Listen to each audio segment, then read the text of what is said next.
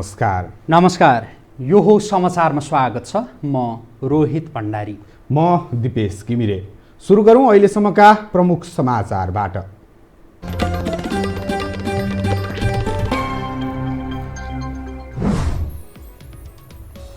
Corona संक्रमण फैलिने खतरा बढेपछि लकडाउन 8 दिन थपियो। क्वारेन्टाइन प्रभावकारी बनाउन स्वास्थ्य स्वयंसेवीका खटाइने।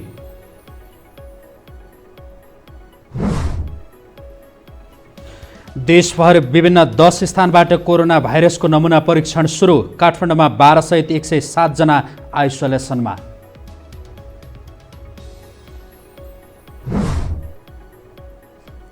नेपाल राष्ट्र बैंकको 17औं गभर्नरमा अधिकारी कामुक गभर्नर शिवाकोटी र पूर्व अर्थ सचिव खनाल परे पछाडि।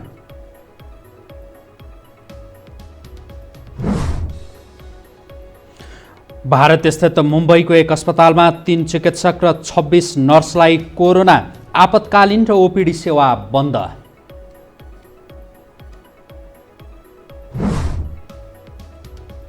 र कोरोना संक्रमणको असर च्याम्पियन्स लिग र युरोपा लिगमा पनि। आगामी अगस्तमा सक्ने युएफए को तयारी।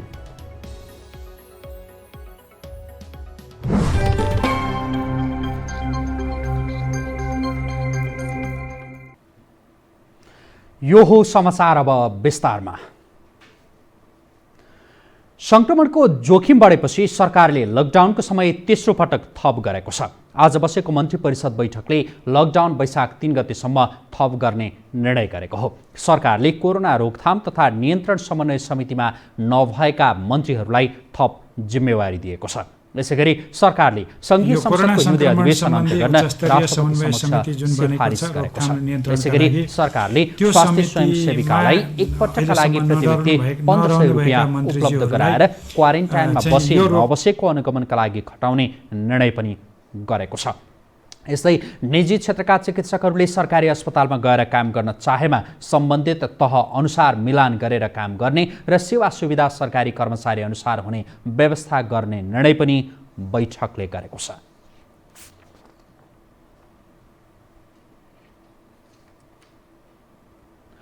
सरकारले देशभर विभिन्न 10 स्थानबाट कोरोना भाइरसको नमुना परीक्षण सुरु गरेको छ। काठमाडौँसहित धरान, हेटौँडा, पोखरा, बुटोल, सुर्खेत, धनगढी, धुलिखेल, भरतपुर र भैरवामा नमुना परीक्षण सुरु गरिएको हो। अहिलेसम्म राष्ट्रिय जनस्वास्थ्य प्रयोगशाला टेकुमा 1697 जनाको नमुना परीक्षण गरिएको छ। स्वास्थ्य तथा जनसङ्ख्या मन्त्रालयमा भएको नियमित पत्रकार सम्मेलनमा दिएको जानकारी अनुसार काठमाडौँ उपत्यकामा 12 सहित 107 जना आइसोलेसनमा रहेका छन्। देशभर 9168 जना क्वारेन्टाइनमा रहेको मन्त्रालयका प्रवक्ता विकास देवकोटाले बताउनुभयो। व्यक्तिहरू क्वारेन्टाइनमा हुनुहुन्छ। कन्ट्याक्ट ट्रेसिङ चाहिँ हामीले यो संक्रमितहरू 8 वटैको कन्ट्याक्टमा रहनुभएका सबैलाई कन्ट्याक्ट ट्रेसिङ गरिरहेका छौँ। यो क्रम चाहिँ जारी नै छ। प्रवक्ता देवकोटाले राष्ट्रिय एम्बुलेन्स सेवा, स्वास्थ्य तथा जनसङ्ख्या मन्त्रालय र काठमाडौँ महानगरपालिका बीच 10 वटा एम्बुलेन्स तयारी अवस्थामा राख्ने विषयमा सम्झौता समेत भएको बताउनुभयो। राष्ट्रिय एम्बुलेन्स सेवाका 5 मन्त्रालयका 4 र महानगरका 1 सहित 10 वटा एम्बुलेन्स तयारी अवस्थामा रहनेछन्। यसैगरी नेपाल मेडिकल काउन्सिल सहितको टोलीले उपत्यकाका विभिन्न अस्पतालको अनुगमन गरेको छ। वीर अस्पताल, ट्रमा सेन्टर, टिचिङ अस्पताल, सिभिल अस्पताल र काठमाडौँ मेडिकल कलेजमा अनुगमन गरिएको हो। कोरोना भाइरससँग सम्बन्धित सेवा जनशक्तिका विषयमा अनुगमन गरिएको प्रवक्ता देवकोटाले बताउनुभयो। सरकारले 7वटै प्रदेशमा स्वास्थ्य मन्त्रालय अन्तर्गत 11औं तहका कर्मचारीको नेतृत्वमा जनशक्ति परिचालन गरी आवश्यक जनशक्ति पहिचान गर्न निर्देशन पनि दिएको छ। अब बाँकी समाचार। स्वास्थ्य तथा जनसङ्ख्या मन्त्री भानुभक्त ढकालले निजी क्षेत्रबाट प्राप्त सहयोगले कोरोना विरुद्धको लडाईँमा सरकारको मनोबल उच्च भएको बताउनु भएको छ। नर्विक इन्टरनेसनल अस्पताल तथा वसन्त चौधरी फाउन्डेसनले उपलब्ध गराएको स्वास्थ्य सामग्री बुझ्दै मन्त्री ढकालले कोरोना विरुद्धको लडाईँमा सबै मिलेर सफलता प्राप्त गर्न सहयोग पुग्ने विश्वास व्यक्त गर्नुभएको हो।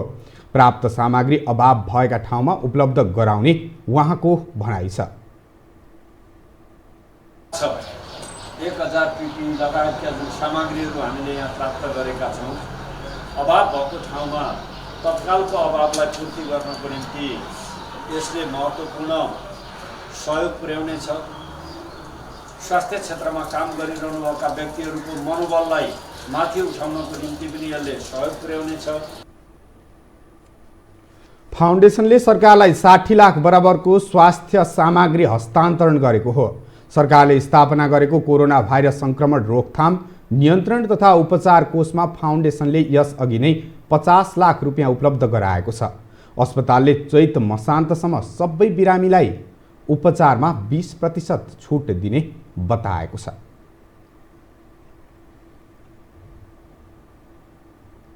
संक्रमणको सम्भावना भई क्वारेन्टाइनमा रहेका व्यक्ति भागेको खण्डमा तत्काल प्रहरीलाई खबर दिने मोबाइल एप सञ्चालनमा आएको छ। सरकारले क्वारेन्टाइनमा राखेका व्यक्ति आफ्नो ठाउँ छाडेर अन्यत्र गएको अवस्थामा तत्काल प्रहरी र सम्बन्धित निकायलाई खबर दिने विशेषतासहितको कोभिड-19 साथी एप सञ्चालनमा आएको हो। राष्ट्रिय विपद जोखिम न्यूनीकरण तथा व्यवस्थापन प्राधिकरणका कार्यकारी प्रमुख अनिल पोखरेलले जियो फेन्सिङ तथा अनुहार पहिचान प्रणाली भएको एपमा क्वारेन्टाइनमा रहेका व्यक्तिको फोटो र फोन नम्बरको माध्यमबाट अनुगमन गर्न सकिने बताउनुभयो। यो चाहिँ मोबाइलको एपको माध्यमबाट हरेक यसरी बाहिरबाट आउनुभएका नेपाली अथवा विदेशी नागरिकहरू चाहिँ त्यो एप इन्स्टल गरेको खण्डमा र 3G डेटा अथवा मोबाइल अथवा वाइफाईको डेटा भएको ठाउँमा उहाँहरू बस्नुभयो र यो एपलाई प्रयोग गरेर आफ्नो फोटो खिच्नुभयो भने र त्यो फोन नम्बरको माध्यमबाट हामीहरू उहाँहरूको घर यसले लोकेट गर्ने काम गर्छ। गृहमन्त्री रामबहादुर थापाले विपदका बेला मोबाइल एपबाट गरिने अनुगमनले महत्त्वपूर्ण भूमिका खेल्ने बताउनुभयो। उहाँले एपले कोरोनाका लागि मात्रै नभएर भविष्यमा अन्य सूचनाका लागि पनि भूमिका खेल्ने विश्वास व्यक्त गर्नुभयो। यसले अझ डेभलप रूपमा नै यो एप्स आएको छ भन्ने मलाई लाग्छ। यसले अझ एकीकृत रूपमा र सम्पूर्ण रूपमा नै सूचनाहरूलाई चाहिँ एउटा केन्द्रित गर्छ भन्ने लाग्छ। र यति मात्र होइन, यहाँ अब यो जुन सूचना प्रणालीलाई, यो एप्सलाई हामीले अहिले कोरोनाको निम्ति मात्र होइन कि भविष्यमा पनि चाहिँ अब हामीले चाहिँ सूचनाहरू चाहिँ केन्द्रित गर्नको निम्ति यो एपले चाहिँ महत्त्वपूर्ण भूमिका खेल्ने नै छ भन्ने मलाई लागेको छ। यसैगरी कोरोना भाइरस कोभिड-19 को तथ्याङ्क तथा सूचनाहरू सबै प्रदेश, जिल्ला र स्थानीय तहले गर्न सक्ने गरी वेबसाइट पनि सञ्चालनमा आएको छ। एकीकृत तथा भू सान्दर्भिक राष्ट्रिय कोभिड-19 ले सूचना प्रणालीको माध्यमले सूचना तथा तथ्याङ्कको दैनिक सङ्कलन, विश्लेषण र भण्डारण साथसाथै सम्प्रेषण गर्नेछ।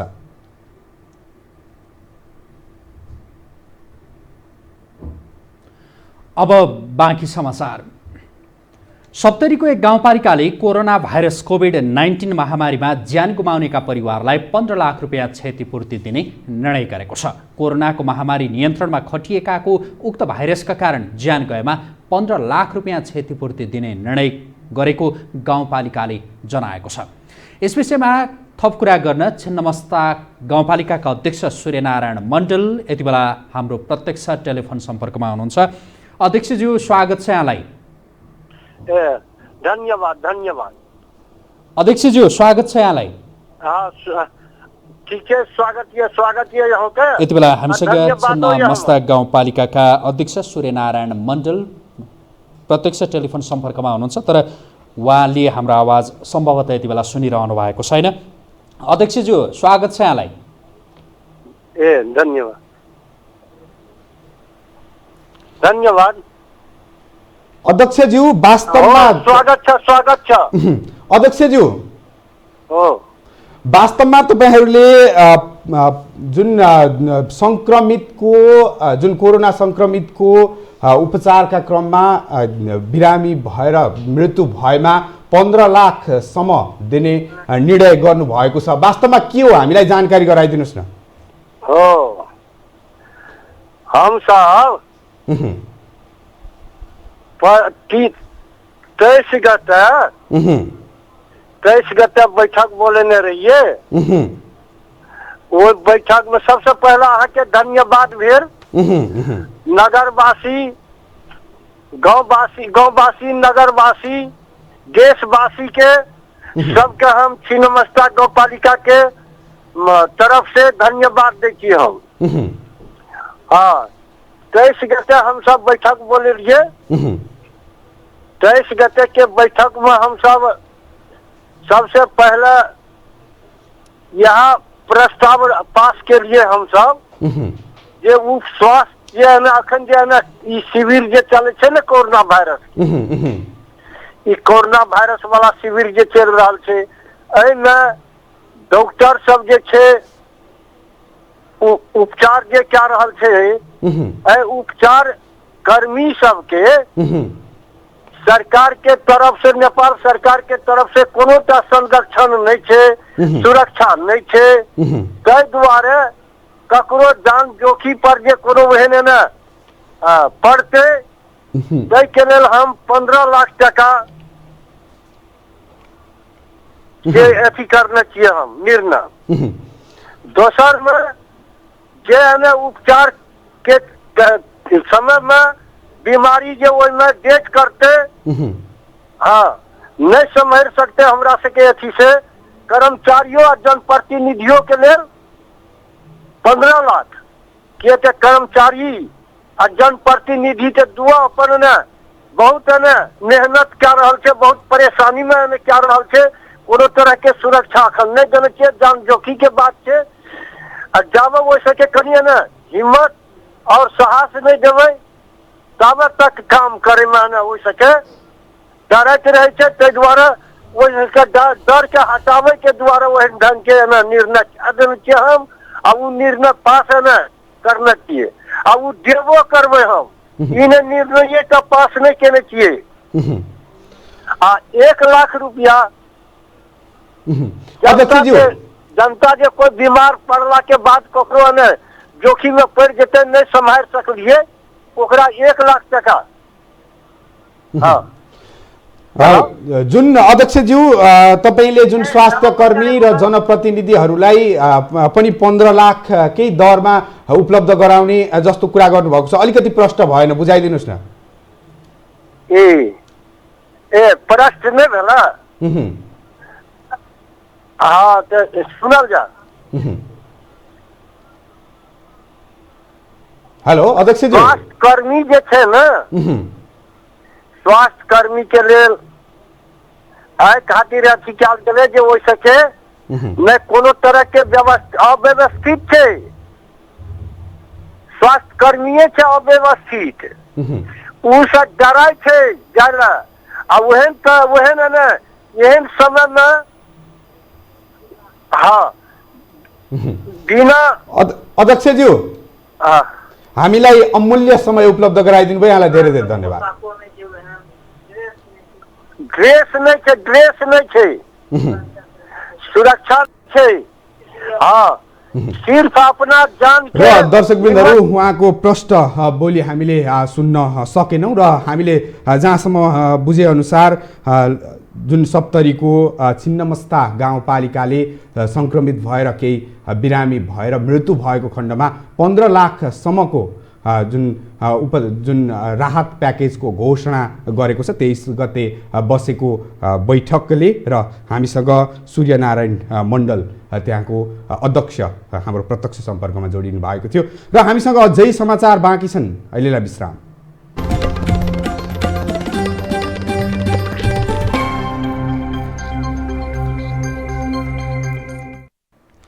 विश्रामपछि यो हो समाचारमा स्वागत छ। अब बाँकी समाचार।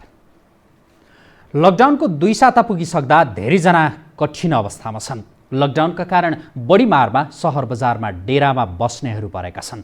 यही समस्यामा परेकालाई काठमाडौँका एक घरबेटीले 3 महिनाको घर भाडा छुट गरिदिएका छन्। एक रिपोर्ट। दृश्यमा देखिएको यो घरका मालिक हुन् प्रहलाद खकुरेल। नेपाल प्रहरीका पूर्व निरीक्षक खकुरेल समाजसेवी पनि हुन्। लकडाउनका कारण समस्यामा परेका आफ्नो घरमा बस्ने 5 परिवारको भाडा यिनले छुट दिने निर्णय लिएका छन्। भाडा छुट 1 महिनाको होइन 3 महिनाको। प्रत्येक महिना 75,000 भन्दा बढी भाडा आउँथ्यो। 3 महिनाको आम्दानी 2,25,000 रुपियाँ भन्दा बढी हुन आउँछ। यो सबै रकम छुट दिन खकुरेल तयार भएका हुन्। सङ्कट घडीमा जब नेपालमा चाहिँ यो देशमा एकदम सङ्कट आउँछ, यस्तो परिस्थिति आउँछ, त्यही हिसाबले चाहिँ मैले चाहिँ यो व्यवसाय गर्ने र कोठामा बस्नेहरूलाई मैले चाहिँ भाडा छुट गर्ने निर्णय गरेको छु मेरो आत्मसन्तुष्टिको लागि। घर भाडा छुट दिने निर्णय खकुरेल दम्पतिले सल्लाहमै गरेको उनकी जीवनसङ्गिनी शान्ता खकुरेलको भनाइ छ। हामी दुईजनाकै सल्लाह भएरै हो, दुईजनाको यस्तो गर्नु पर्यो भनेर सल्लाह गरेरै हो। अब घरमा बस्ने मान्छेहरूले पनि काम छैन, केही छैन, बिचरा खान पाउँदैनन्, त्यही भएर अनि दुईजनाको सल्लाह भएर गरेको। भाडा छुट दिने भएपछि डेरामा बस्नेहरू पनि खुसी देखिए। उनीहरूले खकुरेल जस्तो घरबेटी पाउनु सौभाग्य भएको प्रतिक्रिया दिए। उहाँ त अब यसै नै अब पहिलेदेखि समाजसेवी, अब समाजका अब राम्रो काम गरेर आउनुभएको होइन। अब यस्तै कार्यहरू गर्दै जानुहोस् होइन। अब हामीले दिनुभएको यस्तो बेलामा अब राहतलाई होइन एकदम राम्रो मानेर उ गर्ने। भाडाको विषयमा त यो अब एकदमै राम्रो छ होइन। यो तपाईँको सरकारले जुन कुरा गर्नुभएको थियो नि त्योभन्दा पनि पहिला जानकारी गराउनु भएको हो होइन। घरबिल्ला त्यो सरकारले त पछि गरेको हो होइन। तर यतिखेरको अवस्थामा अब भाडा 3 महिनाको छुट गराउनु भनेको सानो कुरो होइन होइन। हामीलाई चाहिँ एकदम खुसी लागिरहेछ, किनभने अब 3 महिनामा भनेको त धेरै लामो समय हो होइन। उहाँ त हाम्रो लागि त अहिलेको हालमा भन्नु त भगवान सराय हो नि। खकुरेलले 5 फ्ल्याटमा बस्ने परिवार, एउटा मासु पसल, त्यस्तै ज्येष्ठ नागरिक समाज नेपालको कार्यालयको भाडा मिना गर्ने जानकारी दिएका छन्। घर भाडा छुट दिन सरकारले केही समय अघि सबै घरबेटीलाई आग्रह गरेको थियो। कतिले छुट दिएका पनि छन्, तर धेरैले दिएका छैनन्। तर खकुरेल जस्ता मनकारी घरबेटीले भने सरकारले आग्रह गर्नु अघि नै घर भाडा छुट दिने निर्णय गरेका हुन्। अरू घरबेटीलाई पनि समस्यामा परेको बेला घर भाडा छुट दिन उनले आग्रह गरे। नेपाल प्रहरीबाट सेवा निवृत्त भएपछि खकुरेलले समाज सेवा गर्दै आएका छन्। भूकम्प जाँदा र तराईमा हावाहुरी आउँदा सहयोग गरेका खकुरेलले अन्य धेरै पटक सहयोग गरेका छन्। यसबाहेक उनले लकडाउनमा समस्यामा परेकालाई घरबाटै खाद्यान्न सामग्री पनि सहयोग गर्दै आएका छन्।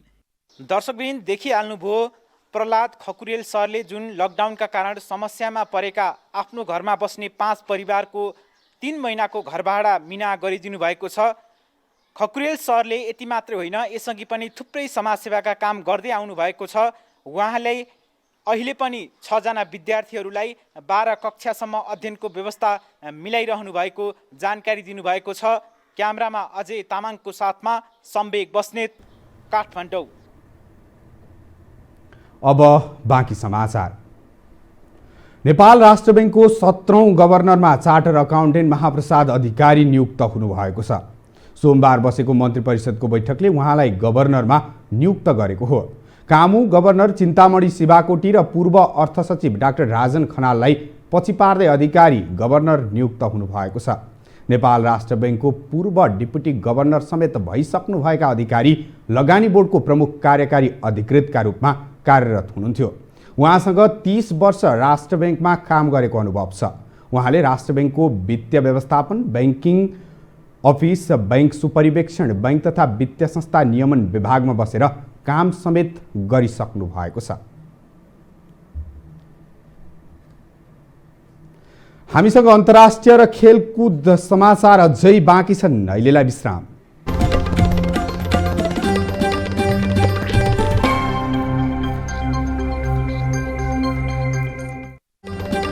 बाँकी समाचारको साथमा B&B Hospital, leading pioneers in healthcare, improving health, enhancing lives. B&B Hospital, Gwarku, Lalitpur. If you have any sort of health issues, do visit Norvik International Hospital, Thapa Thali. विश्वभरि फैलिरहेको कोरोना भाइरस विरुद्धको यस लडाईँमा सम्पूर्ण नगरवासी तथा देशवासीलाई पूर्ण सतर्कता अपनाउन आग्रह गर्दछु। साथै संक्रमणबाट बच्न नियमित रूपमा साबुन पानीले हात धुने, घरमै बस्ने, भिडभाडमा नजाने, सेनिटाइजरको प्रयोग गर्ने, मास्क लगाउने, लामो यात्रा नगर्ने, त्यसैगरी भ्रमित र त्रसित हल्लाहरूको पछि नलागी सावधानी अपनाउन अनुरोध गर्दछु। भरत केसी, मेयर, भीमेश्वर नगरपालिका, Dolakha. B&B Hospital, leading pioneers in healthcare, improving health, enhancing lives. B&B Hospital, Gwarku, Lalitpur.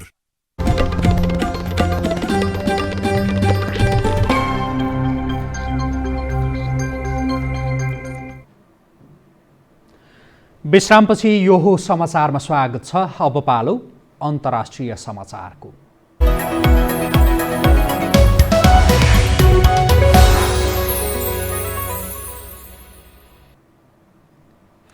Bharat स्थित मुम्बईको एक अस्पतालमा कार्यरत 3 चिकित्सक र 26 नर्सलाई कोरोना भाइरस संक्रमण भएको पुष्टि भएको छ। मुम्बईको ओकहाट अस्पतालमा कार्यरत नर्स र चिकित्सकलाई कोरोना भाइरसको संक्रमण देखिएपछि अस्पताल अस्थायी रूपमा बन्द गरिएको भारतीय सञ्चार माध्यमहरूले जनाएका छन्।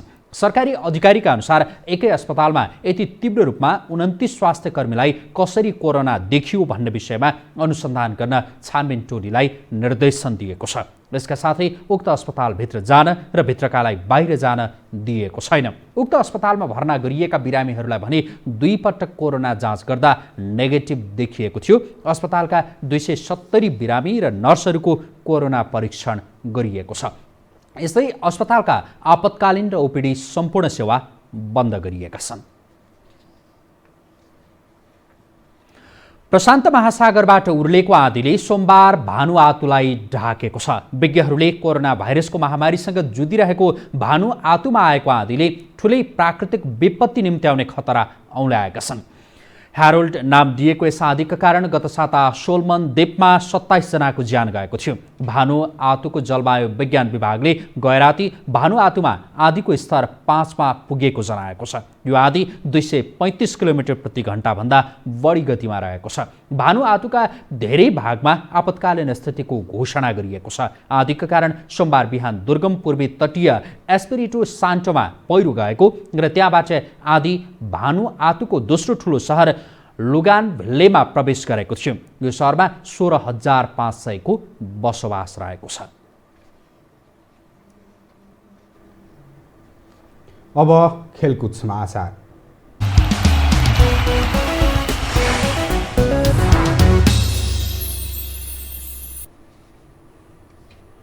युरोपियन फुटबलको सर्वोच्च निकाय युइएफएले च्याम्पियन्स लिग र युरोपा लिग अगस्तमा सकाउने तयारी गरेको छ। महामारीको रूपमा फैलिएको कोरोना भाइरस कोभिड-19 का कारण अनिश्चितकालका लागि स्थगित भएका युरोपका ठूला प्रतियोगिता अगस्तमा गर्ने तयारी भएको युइएफएले जनाएको हो। हालको अवस्थामा प्रतियोगिता कहिलेबाट सुरु हुन्छ भन्न नसकिने अवस्था रहे पनि अगस्तको पहिलो सातामा च्याम्पियन्स लिग र युरोपा लिगको फाइनल सकाउने योजना र तयारी भइरहेको उसले बताएको हो। यसअघि च्याम्पियन्स लिगको फाइनल टर्कीको इस्तानबुलमा 30 मेलाई तथा युरोपा लिगको फाइनल पोल्यान्डमा 27 मेलाई तय भएको थियो।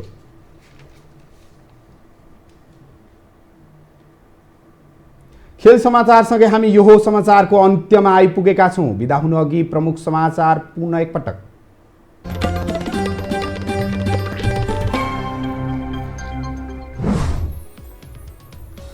कोरोना संक्रमण फैलिने खतरा बढेपछि लकडाउन 8 दिन थपियो। क्वारेन्टाइन प्रभावकारी बनाउन स्वास्थ्य स्वयंसेविका खटाइने।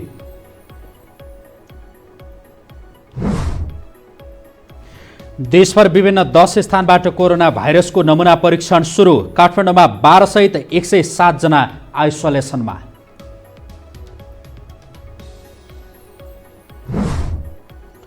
नेपाल राष्ट्र बैंकको 17औं गभर्नरमा अधिकारी कामु गभर्नर शिवाकोटी र पूर्व अर्थ सचिव खनाल परे पछाडि।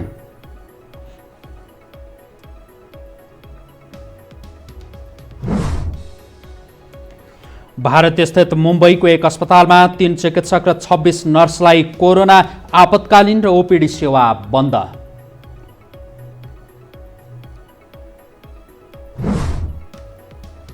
र कोरोना संक्रमणको असर च्याम्पियन्स लिग र युरोपा लिगमा पनि आगामी अगस्तमा सक्ने युइएफए को तयारी।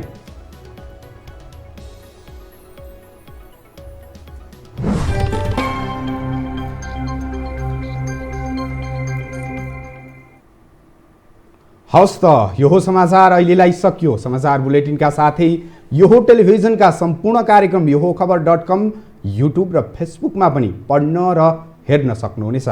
मोबाइलमा यो हो टिभी एप डाउनलोड गरी हामीलाई प्रत्यक्ष हेर्न सक्नुहुनेछ।